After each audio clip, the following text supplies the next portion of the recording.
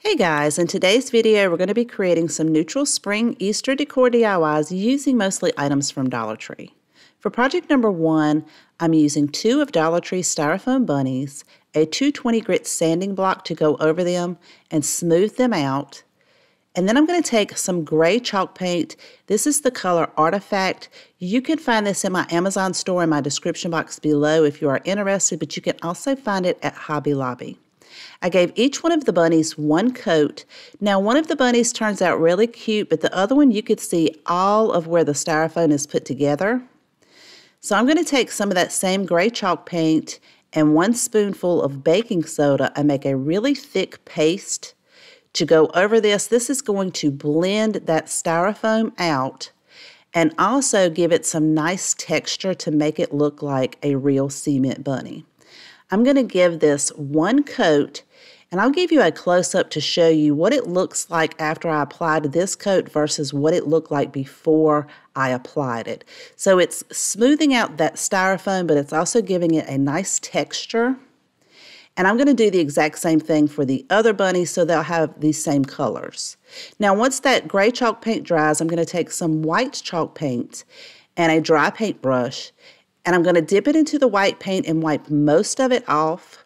And then I'll go over each one of the bunnies on all of the details to really bring those out and make these look realistic, like real cement bunnies.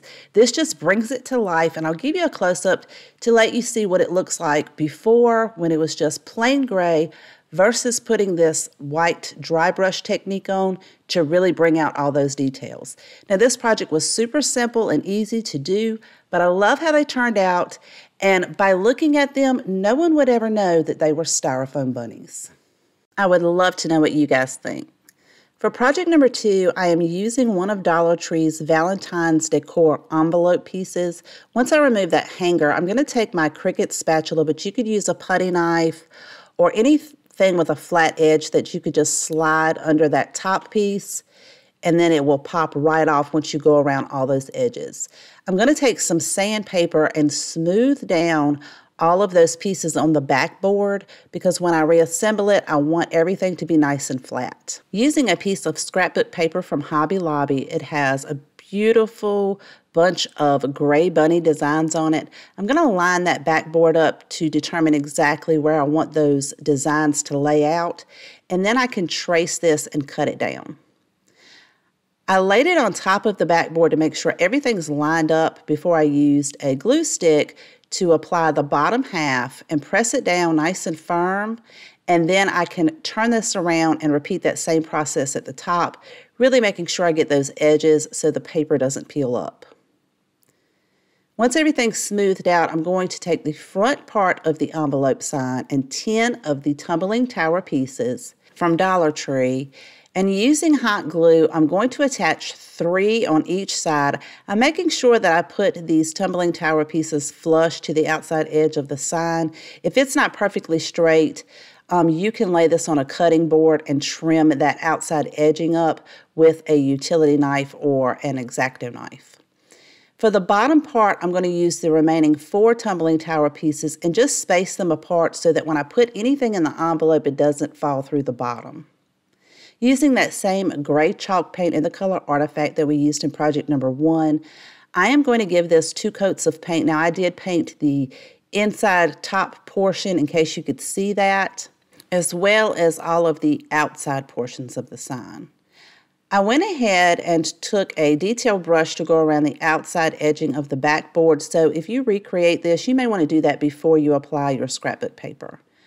Using white chalk paint and the dry brush technique that we used in project number 1, I'm going to go over the entire outside edging of this and then use a ruler to line up the center at the top to the corner at the bottom and dry brush a line there as well as the other side.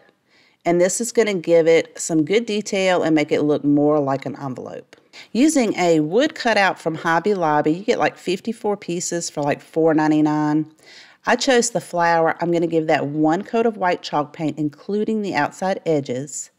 And now I can put the front of the envelope to the backboard of the envelope. And I'm going to do this using hot glue. And I'm going to stay to the outside edging And then I can place this where the tumbling tower pieces will be pressed against the backboard and make sure everything's flush on each side.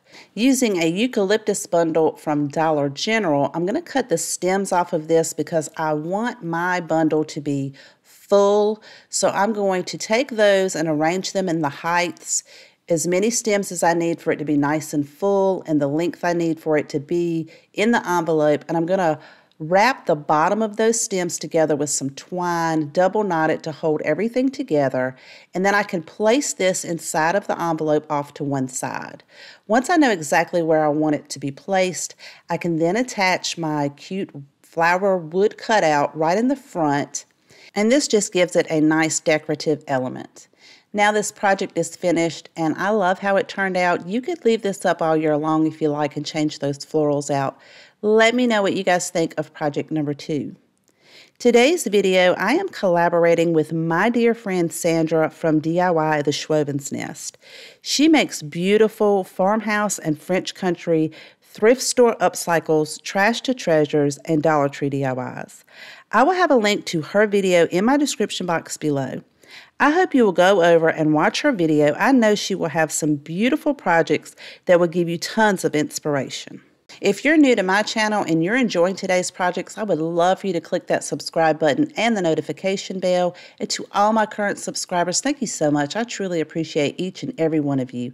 I would also love for you to visit me on all my other social media accounts.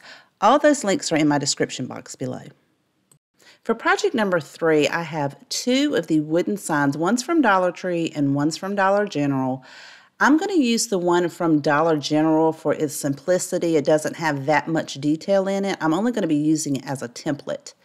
I'm using 2 different kinds of fabric from Dollar Tree. One's black and one's in the buffalo check pattern. And I have cut out a quarter of that roll, so you can actually make 4 of these out of those 2 rolls if you like. I'm going to place the buffalo check down facing the black fabric, hold my wood sign over that in place, and then I'm using a black Sharpie to trace this design out. And then I'm going to hold my fabrics together to cut it out, but you could certainly pin this or tape it or cut them individually if you like. I'm just going to hold mine together and cut both of them out at the same time. Once I have the fabric cut out, I'm going to make sure everything lines up together. And I'm going to keep the design facing the black fabric on the bottom. And then I'm using some fabric hot glue to glue these together. I'm going to stay on the outside edging of the black fabric all the way around. So if you have 2 different patterns, you're going to want to make sure that your patterns of your fabric are upside down. So you're looking at the back part of each fabric on the bottom and the top. So I'm going to glue each of the edgings all the way around except for the bottom. And I'm taking my time. I am allowing this fabric glue to set up before I move to the next section, because if you don't let it set up, it will come apart. So the flat portion at the bottom, we're going to leave that open so that we can stuff this with some polyfill. So once everything has set up, I'm going to very carefully turn this inside out. And what I did was just pull the ear down as far as I could, and then you can use a marker or a pencil or a paintbrush. I just used my Cricut spatula because it was sitting there, the end, and I'm going to push that through so that I can turn this right side out. I'll do the exact same thing with the other ear so that I can get all the fabric pulled back out, and check all your edges to make sure none of your seams have come apart. Taking some polyfill, I'm going to push this into one of the ears until I can get it to the tip. And again, I just used the end of that Cricut spatula to push this all the way to the tip of the ear. And then I'll add more of the polyfill as needed. And I'm just going to start from the top and work my way down to the bottom. So as I'm filling this, I'm pushing it out to the outside edges of the seams to make sure everything's nice and full. Once you get all your polyfill in there and you have it to the fluffiness you like, then you're going to close the bottom up using that same fabric hot glue.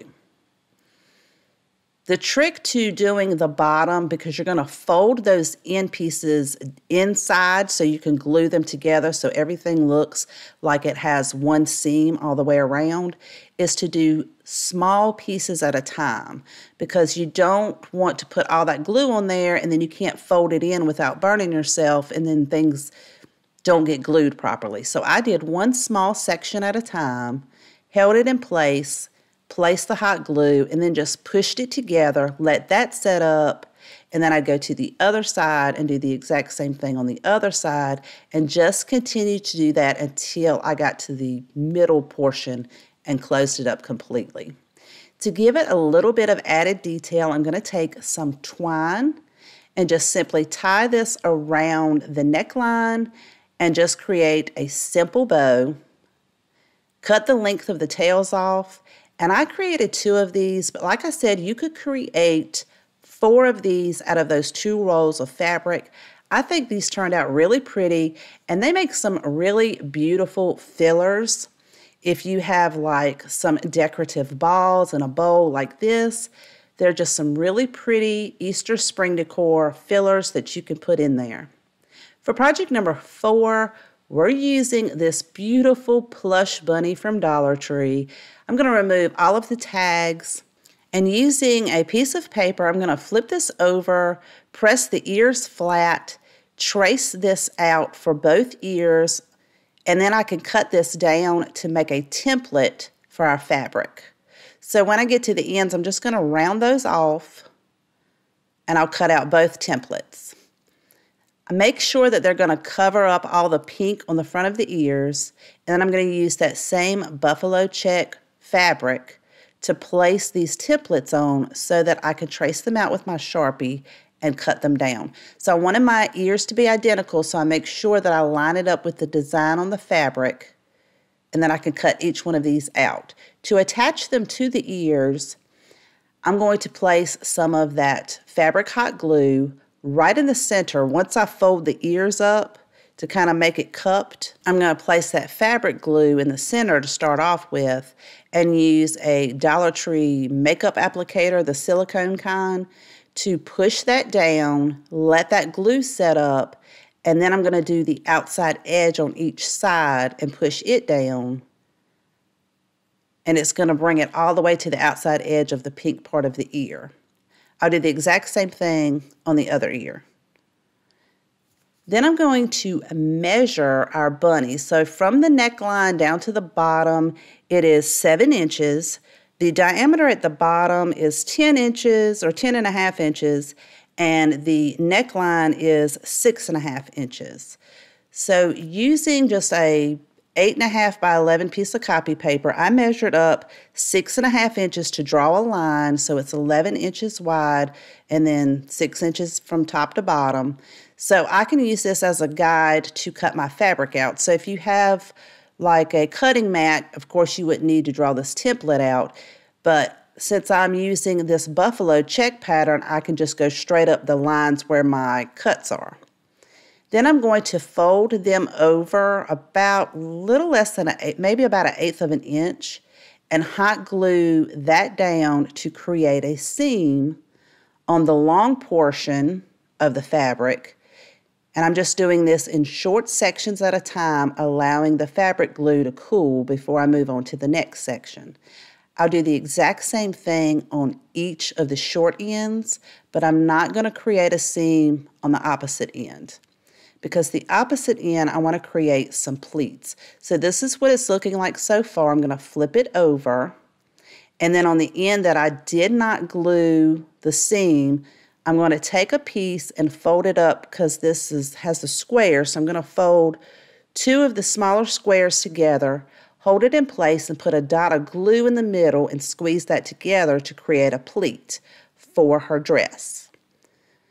Let that glue set up, and I'm going to repeat this 2 more times so it'll have 3 pleats in it. Now I did go back in and add a little bit more glue in the front to create a longer pleat. If you recreate it, I wouldn't glue it down that far. It still turns out really pretty, but I wanted the pleat to be more noticeable in the front, so I glued it down a little bit farther using some Dollar Tree Velcro. I just cut 2 of the sections out, and I'm going to place one on the back side of the fabric at the top of the corner. Then I will place the other piece on the fabric, the design side, on the front at the top of the corner. So when we add her dress on, they'll meet and you can attach it together. So I placed it underneath the bunny's arms, and then I'm going to pull that top piece up closer to the neckline, and then I can Velcro it in the back to close her dress up. Then I'm going to take some additional fabric and cut out a section that's about 5 1/4 inches long. And what I want to create are straps for her dress. So because mine has this design, I want the blocks to line up. So I'm going to cut out the section where it has the black blocks in the center. And then I can fold this over into thirds. So I'll fold that one line over and glue it to the center. And then I can fold the other side over and glue it to the center, and it's going to create a nice thick strap. And I'm going to create 2 of these. So once I have all of those glued together, I want to make sure that I line my design up for the front of her dress. So right where the bunny's arms are, it has the black square. So I'm going to push my black square on the strap behind the square on the dress, and then I can add a dot of the fabric glue to hold it in place. Now once that fabric glue dries, then you can add it to the back side of the bunny's dress. And I'll just hold that in place to see how long I need for it to be before I cut the excess off. And again, I'm going to glue the strap behind the dress. And I'm going to repeat this exact same process on the other side to create the strap on the other side of the dress. And she is looking so cute. Now, because her ears, I could still see the pink coming through it, I decided to go ahead and take my templates and cut 2 more pieces out. So here on the right-hand side, you can see I've already added a second piece of fabric, and you can't see that pink so much.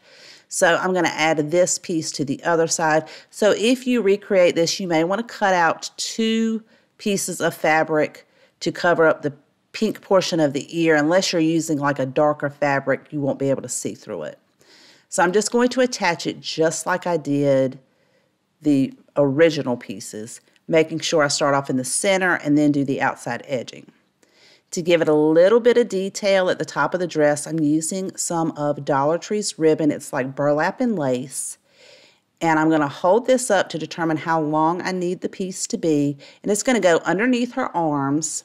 And I'm putting a tiny dot of glue and then gluing it to the top part of the dress. And I'm not going to glue it all the way around. I'm just going to add glue in a couple of spots to hold it in place until I get to the back side.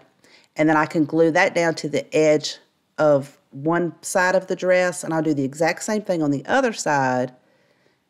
And then any excess ribbon I have left over, I can cut that off and then glue that little end piece down. Then I'm going to take that same ribbon, put a little bit of glue on the end, and I'm going to roll this up. And you don't want to roll it too tightly. You kind of want to roll it a little loose because I want to create some burlap flowers to put right there like a bow on the top of her head.